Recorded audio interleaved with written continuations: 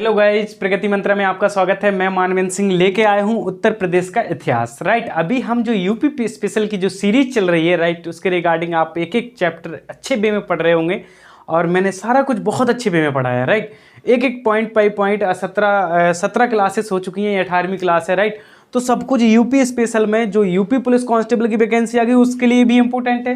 Right, UP PCS के लिए important तो है ही, यूपी आरओ के लिए और यूपी एसआई, ये चार चीज़ों के लिए बहुत इंपॉर्टेंट पार्ट है।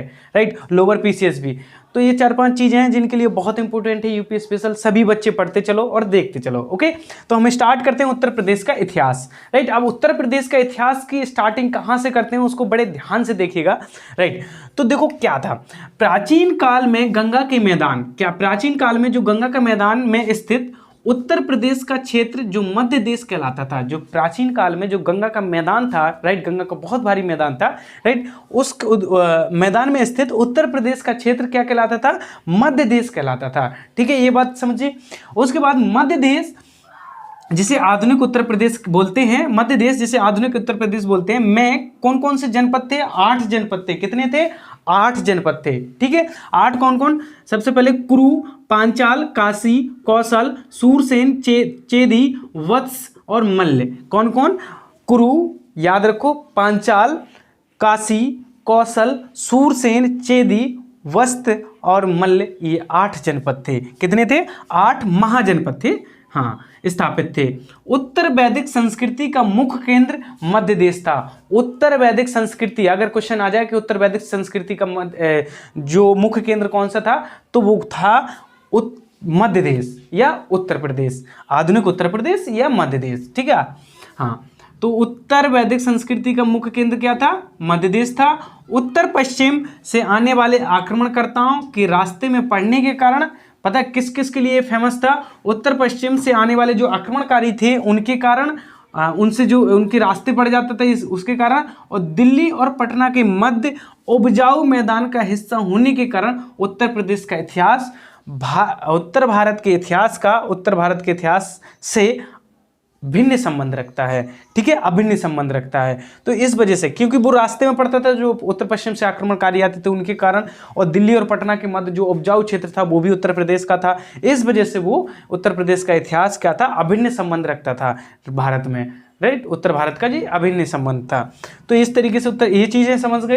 राइट, ये चीज समझ गए। 8 महाजनपद थे। कौन कौन थे? कुरु, पांचाल, काशी, कौशल, सूरसेन, चेदी, वत्स और मल्ल, ये 8 महाजनपद थे। अब देखेंगे उत्तर प्रदेश की प्राचीन काल संबंधी महत्वपूर्ण साक्ष्य, तो समझिएगा जो महत्वपूर्ण साक्ष्य थे वो कौन? तो सबसे पहले देखेंगे ताम्र पाषाणिक संस्कृति। जो ताम्र पाषाणिक संस्कृति आई थी वो कहाँ से आई थी? तो वो आई थी मेरठ और सहारनपुर से। कहाँ से बेटा? मेरठ और सहारनपुर। ताम्र पाषाणिक संस्कृति, समझ गए। दूसरा, ताम्रकांस्य संस्कृति। कौन सी? ताम्रकांस्य संस्कृति, वो कहाँ से आई थी? आलमगीरपुर। आलमगीरपुर कहाँ पड़ता है? मेरठ और हिंडन नदी के पास आलमगीरपुर। ठीक है, बड़ा गांव एवं हुलसा, ये दोनों सहारनपुर में पड़ते हैं। बड़ा गांव और हुलसा सहारनपुर पड़ता है, और आलमगीरपुर कहाँ? मेरठ हिंडन नदी के पास पड़ता है। ठीक है, याद रखिएगा।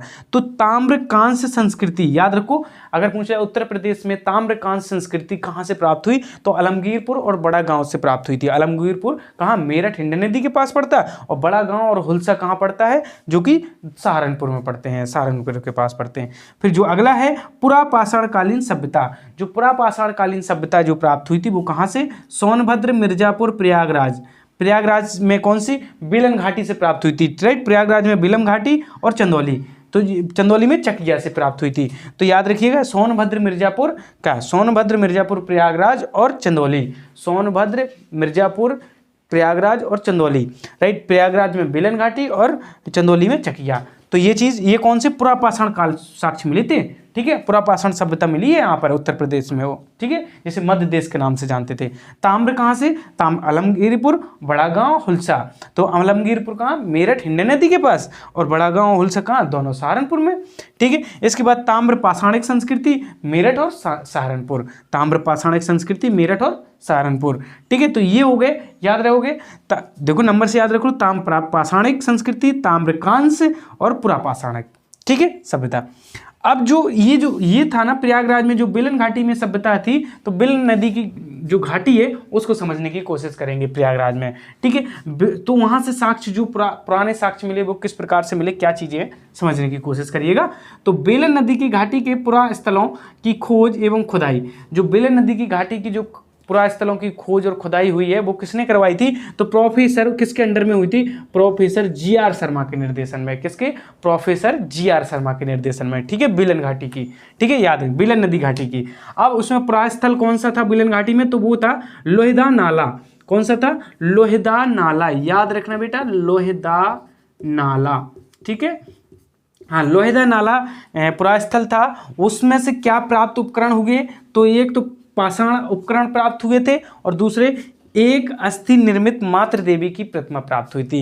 एक अस्थि निर्मित मातृ देवी की प्रार्थना, तो लोहेदा नाला से क्या प्राप्त हुआ, तो एक अस्थि निर्मित मातृ देवी की प्रार्थना और पाषाण उपकरण प्राप्त हुए थे। तो ये चीज समझ गए। बेलन नदी की घाटी की खुदाई का जो निर्देशन कर रहे थे वो कौन थे, प्रोफेसर जी.आर. शर्मा, ओके, याद रखोगे। और स्थल कौन सा था, तो पूरा स्थल था लोहेदा नाला, ठीक है, ये चीज समझ गए। इसके बाद उत्तर प्रदेश, जैसे मध्य देश के में 2 राजधानियां वाले जनपद कौन कौन है, तो जो मध्य देश था उस टाइम उत्तर प्रदेश, आधुनिक उत्तर प्रदेश जो अभी है, राइट, वो मध्य देश था। उसमें कुछ 3 ऐसे जनपद थे, महाजनपद थे, जिनकी 2 राजधानियां होती थी। तो एक था कौशल, एक था मल्ल और एक था पांचाल। कौन का, कौशल, मल्ल और पांचाल, ठीक है। कौन कौन था, कौशल, मल्ल और पांचल, जिनकी 2 राजधानियां होती थी।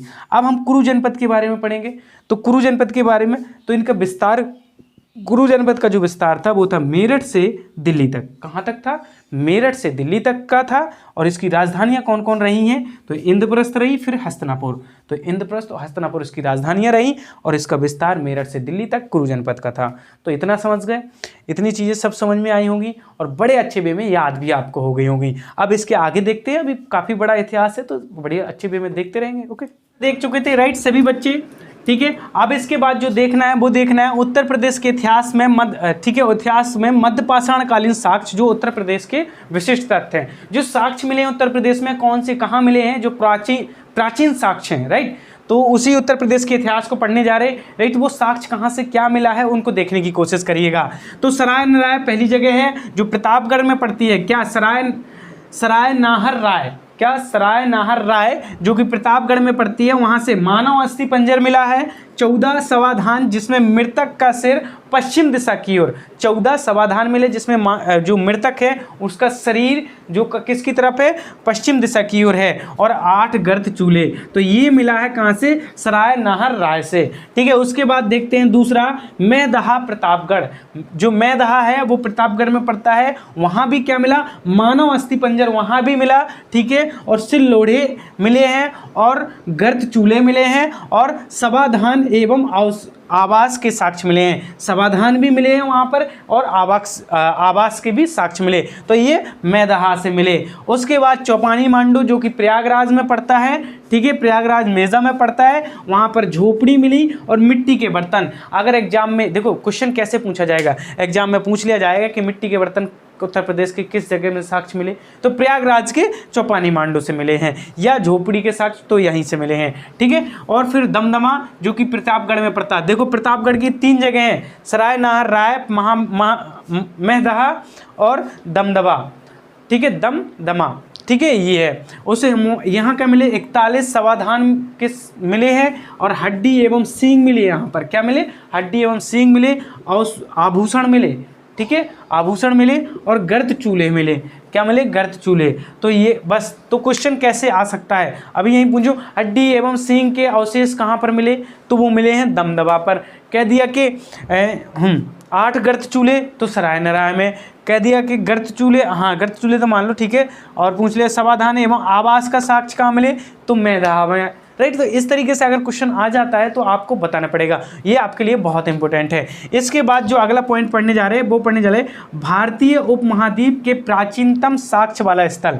जो भारतीय उपमहाद्वीप है उसके प्राचीनतम साक्ष्य जो हम मिले हैं उन वो स्थल। तो पहला स्थल कौन सा है, पहला स्थल है हाँ लहुरा देव, संत कबीर नगर उत्तर प्रदेश में है। लहुरा देव कहाँ पड़ता है, संत कबीर नगर उत्तर प्रदेश में पड़ता है। वहाँ पर क्या साक्ष्य मिले, तो वहाँ पर मिले हैं कृषि का प्राचीनतम साक्ष्य क्या मिला? कृषि का प्राचीनतम साक्ष्य मिला है 8000 ईसा पूर्व से 9000 ईसा पूर्व के मध्य चावल के साक्ष्य प्राप्त हुए। तो जो संत कबीर नगर में कौन? लहुरा देव। कौन सा? लहुरा देव संत कबीर नगर में, वहाँ पर चावल के साक्ष्य मिले। कितने पुराने? 8000 ईसा पूर्व से 9000 ईसा पूर्व। ठीक है, इतना याद रहेगा। ठीक है, अब दूसरा देखेंगे, मेहरगढ़ कहाँ पड़ता है? पाकिस्तान के बलूचिस्तान में स्थित है मेहरगढ़। वहाँ पर गेहूं का प्राचीनतम साक्ष्य है जो 7000 ईसा पूर्व है। ये 8-9000 ईसा पूर्व है, समझ रहे ना? ये 7000 ईसा पूर्व। जबकि प्राचीनतम चावल के साक्ष्य वाला स्थल कोल्डी हवा जो कि प्रयागराज जिले में है और बेलन नदी के तट पर स्थित यह 6500 ईसा पूर्व के चावल की भूसी के साक्ष्य मिला जाए। देखो उसने क्या बताया, उसने कहा जो मेहरगढ़ है जो पाकिस्तान के बलूचिस्तान में है, वहाँ पर जो साक्ष्य प्राप्त हुए जो चावल के वो 7000 ईसा पूर्व पुराने हैं। बट जबकि जो भारत में जो कि उत्तर प्रदेश में है, कहाँ पर? प्रयागराज कोल्डी हवा, वहाँ पर जो साक्ष्य मिले चावल के, राइट, वो 6500 ईसा पूर्व के माने जाते हैं। वहाँ पर चावल की भूसी प्राप्त हुई थी। तो इस प्रकार से ये क्या है कि ये आपका डाटा है, तो आपको याद रखना पड़ेगा। तो इस तरीके से याद हो गए। ठीक है, अब इसके बाद हम और भी आगे देखेंगे। ठीक है, कोई दिक्कत तो है नहीं, एक बार नोट कर ले, सारा कुछ याद हो जाएगा। ओके, तो देख लिया था, राइट। अब इसके बाद क्या देखना है? इसके बाद देखना है कि उत्तर प्रदेश के जो स्थान हैं वो कहाँ से क्या बिलोंग कर रहे हैं, राइट। उस तरीके से देखेंगे, जैसे कि आलमगीरपुर है, राइट बेटा, आलमगीरपुर है तो उससे क्या साक्ष्य प्राप्त हुए, राइट। इस तरीके की चीज़ें देखनी। तो आलमगीरपुर से जो साक्ष्य प्राप्त हुए थे वो हड़प्पा कालीन वस्तुएं प्राप्त हुई थी, राइट। जो हड़प्पा कालीन वस्तुएं थी वो प्राप्त हुई थी, राइट। और क्या प्राप्त हुआ था? कपास उपजाने के साक्ष्य प्राप्त हुए थे। ठीक है, कपास उपजाने के साक्ष्य प्राप्त हुए थे और हड़प्पा कालीन वस्तुएं प्राप्त हुई थी। ओके, अब इसके बाद देखेंगे कि जो 8 महाजनपद हैं, राइट, टोटल कितने महाजनपद थे? 16 महाजनपद थे, आपको ये पता है, जिसमें से 8 महाजनपद उत्तर प्रदेश से थे। वो कौन कौन थे? मैंने शुरुआत में भी बताया और दोबारा भी बता रहा हूँ, एक बार याद भी कर लें। मल्ल, कुरु, पांचाल, क्या? मल्ल, कुरु, पांचाल, काशी, कौशल, सूरसेन, चेदी व वत्स। याद करो, मल्ल, कुरु, पांचाल, काशी, कौशल, सूरसेन, चेदी, वत्स, ये 8 महाजनपद उत्तर प्रदेश से बिलोंग करते थे। पहले इसे मध्य देश कहा जाता था, फिर इसको उत्तर प्रदेश, अब आधुनिक उत्तर प्रदेश है अभी। ठीक है, अब इसके बाद देखेंगे आगे, कौशल महाजनपद था। अब कौशल महाजनपद था, राइट, जैसे कि यहाँ पर हमने कौशल महाजनपद के बारे में पढ़ेंगे। तो जो कौशल महाजनपद था उसका उल्लेख किसका उल्लेख है उसमें? कौशल महाजनपद में तो शतपथ ब्राह्मण का उल्लेख है। किसका? शतपथ ब्राह्मण का उल्लेख है। ओके, इसके बाद वहाँ अवस्थित क्या था? अवध क्षेत्र अवस्थित है। ठीक है, इसके बाद देखेंगे कौशल महाजनपद की जो राजधानी रही वो उत्तरी भाग की थी साकेत, अयोध्या वाली, और दक्षिणी भाग की थी श्रावस्ती, जो श्रावस्ती जिले में सहित महेत हैं, राइट, वो वाली तो श्रावस्ती थी। ठीक है, दक्षिणी भाग की, और उत्तरी भाग की साकेत थी, अवध वाली। ठीक है, अयोध्या वाली। ठीक है, याद रखिएगा। तो इतना हो गया कौशल महाजनपद। किसका उल्लेख मिलता है? तो शतपथ ब्राह्मण का उल्लेख मिलता है। हो गई इतनी बात याद। ठीक है, इसके बाद प्रमुख महाजनपद एवं राजधानियां उत्तर प्रदेश के या मध्य प्रदेश, वो मध्य देश की, मध्य प्रदेश नहीं, मध्य देश। तो प्रमुख, पहले मध्य देश बोलते थे, अब उत्तर प्रदेश बोल रहे। ठीक है, महाजनपद, देखो पांचाल देखेंगे जी, प्रमुख हैं जो पूछी जाती है एग्जाम में। पांचाल का क्षेत्र पे सबसे पहले पता है याद करने का, बदायूं, बरेली, फर्रुखाबाद। कौन कौन? बदायूं, बरेली, फर्रुखाबाद। राजधानी कौन कौन? उत्तरी भाग की थी अहिक्षेत्र, ठीक है, और दक्षिणी भाग की थी काम्पिल। ठीक है, कौन कौन? उत्तरी भाग की थी अहिक्षेत्र और दक्षिणी भाग की क्या थी? काम्पिल। ठीक है, याद रखिएगा। अब मल्ल का देखेंगे, क्षेत्र तो याद हो गया। पांचाल का कौन कौन? बदायूं, बरेली और जो था ना फर्रुखाबाद, ये वाला पांचाल था, पांचाल वाला क्षेत्र था। मल्ल देखते हैं, मल्ल की जो क्षेत्र था देवरिया, गोरखपुर। कौन सा? मल्ल क्षेत्र था देवरिया और गोरखपुर, और जिसकी राजधानी क्या थी? कुशीनगर, जिसे कसिया के नाम से जानते थे, और दावा जिसे पडरौना के नाम से जानते थे। ठीक है, तो कुशीनगर और दावा। ठीक है, याद, पाबा, सॉरी नॉट दावा, पाबा, पडरौना है ना तो पाडा, हाँ पाबा। तो राजधानी का कुशीनगर और पाबा थी। ठीक है, तो इस तरीके से याद रखिएगा। और कौन सा एरिया था? देवरिया और गोरखपुर था मल्ल का। ठीक है, इसके बाद वत्स देखेंगे। वत्स का जो क्षेत्र था वो कौन सा था? प्रयागराज के समीप वाला एरिया। ठीक है, और राजधानी क्या थी? कोसम। राजधानी क्या थी बेटा? कोसम, जो वर्तमान में कोसाम्बी के नाम से जानते हैं। ठीक है, जो अगला क्षेत्र देखेंगे सूरसेन, सूरसेन वाला देखेंगे महाजनपद। तो क्षेत्र कौन सा था? मथुरा के निकट, और राजधानी थी मथुरा। ठीक है, याद हो गए। तो एक बार याद करने की कोशिश करिएगा। पांचाल, पांचाल का एरिया बदायूं, बरेली, फर्रुखाबाद, और उसके बाद राजधानी जो उत्तरी भाग की थी वो क्या थी? अहिक्षेत्र थी, और जो दक्षिणी भाग की थी वो कांपिल्य थी। ठीक है, इसलिए मल्ल क्षेत्र में देवरिया, गोरखपुर, और जो राजधानी थी कुशीनगर और पाबा। कुशीनगर को कसिया के नाम से जानते थे और पाबा को पटरौना के नाम से जानते थे। वत्स को देखेंगे, क्षेत्र है प्रयागराज के समीप, और उसकी जो राजधानी थी कोसम या कोसाम्बी बाला। ठीक है, और फिर देखेंगे सूरसेन, सूरसेन मतलब मथुरा, क्षेत्र कौन सा? मथुरा के निकट, और राजधानी मथुरा थी। ठीक है, तो याद हो गई, ये प्रमुख क्षेत्र थे जिनकी राजधानी वगैरह याद करनी है, राइट। कौशल महाजनपद को तो आपने याद कर ही लिया, जो उसका उल्लेख और उसकी राजधानी साकेत थी, उत्तरी भाग की, और श्रावस्ती। साकेत और श्रावस्ती कौशल की थी, राइट। और उल्लेख किसका था? सतपथ ब्राह्मण का उल्लेख था, राइट। तो इतना पार्ट आपने याद कर लिया होगा। अब इसके बाद जो इंपॉर्टेंट पॉइंट है उसको याद करने की कोशिश करिएगा। तो बुद्ध का जन्म, ज्ञान प्राप्ति और महापरिनिर्वाण तीनों संपन्न हुए थे कहाँ पर? बैसाख पूर्णिमा में। कहाँ पर हुए, कब हुए थे? बैसाख पूर्णिमा में। ठीक है, तो बुद्ध का जन्म, ज्ञान की प्राप्ति और महापरिनिर्वाण तीनों संपन्न हुए थे बैसाख पूर्णिमा में। ठीक है, याद रखिएगा। इसके बाद गौतम बुद्ध ने सर्वाधिक काल व्यतीत किए थे, सर्वाधिक समय या काल कहाँ व्यतीत किया? तो उन्होंने किया था कौशल राज्य में। कहाँ पर किया था? कौशल राज्य या कौशल महाजनपद। तो कौशल राज्य में उन्होंने व्यतीत किया था, याद हो गए। ठीक है, सर्वाधिक काल। फिर उसके बाद चेदी महाजनपद की राजधानी थी, क्या थी? तो सोतीवती या सुक्तिमती। ठीक है, बांदा के निकट पड़ता है, तो ये चेदी वंश की राजधानी थी। ठीक है, पुष्यमित्र द्वारा किए गए 2 अश्वमेध यज्ञों का साक्ष्य मिला, तो वो कहाँ मिला था? अयोध्या में मिला था। पुष्यमित्र सुंग थे ना, तो पुष्यमित्र द्वारा किए गए 2 अश्वमेध यज्ञ हुए थे, उनके साक्ष्य कहाँ पर मिले? तो वो अयोध्या में मिले थे। तो ये कुछ इंपॉर्टेंट पॉइंट हैं, वो भी नोट कर लीजिएगा, और ये सारी चीज़ें आपको याद हो गई होंगी।